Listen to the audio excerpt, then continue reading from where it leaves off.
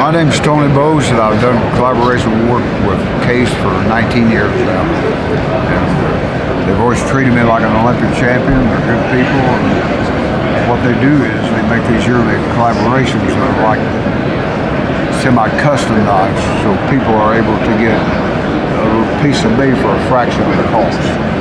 You know, if they howl about what these cost, if I make them one, it'll be spot on, but it's $2,500.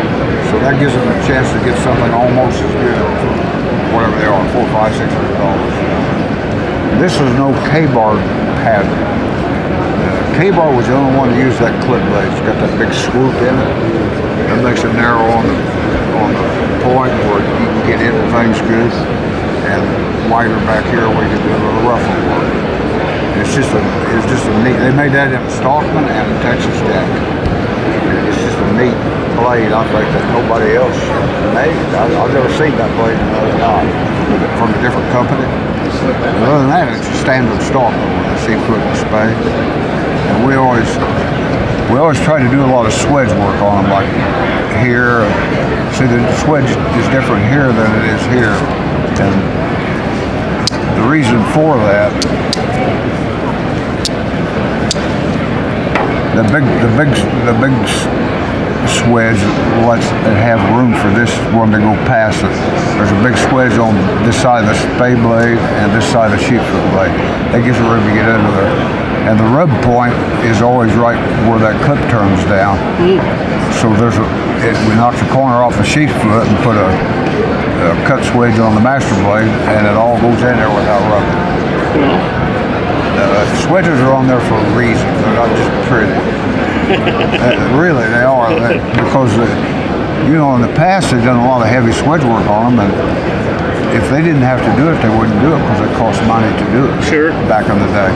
So that's why they did it, for a reason. A lot of times they'll put a swedge on the back side of a pin blade so you can get to the pull on the blade behind it. Right. And it just makes a neater package, I think. It really looks good. I love it.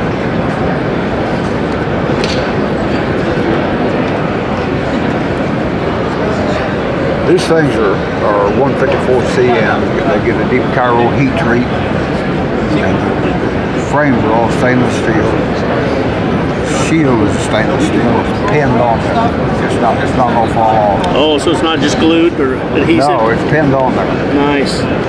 Then they mill a relief on the inside of these liners so it doesn't rub that tang when it closes. Put scratches on there. And these are a lot of custom features that you never see on a regular production knife.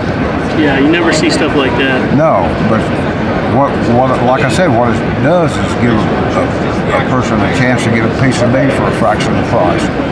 These aren't as good for fit and finish, but they're almost as good. Getting close, huh? And a hell of a lot cheaper. Right. I can only do so much, and I wish I could make a knife for everybody. Sure. I'm not sure exactly when it happened. Somewhere along the line, I became an old man.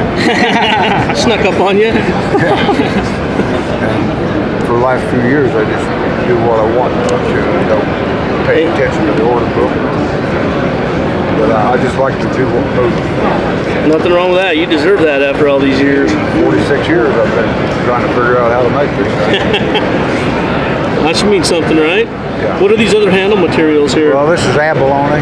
Okay. And this is bone stag. That's bone jig to look like stag. And red bone, and that's brown bone, isn't it? Very nice. You're grinning like a jackass eating bars. Look at it. And they're having ebony too. Don't they have an ebony over there in that case over there? Yeah.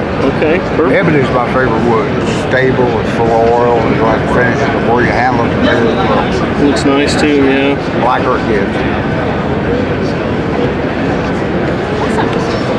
Very cool.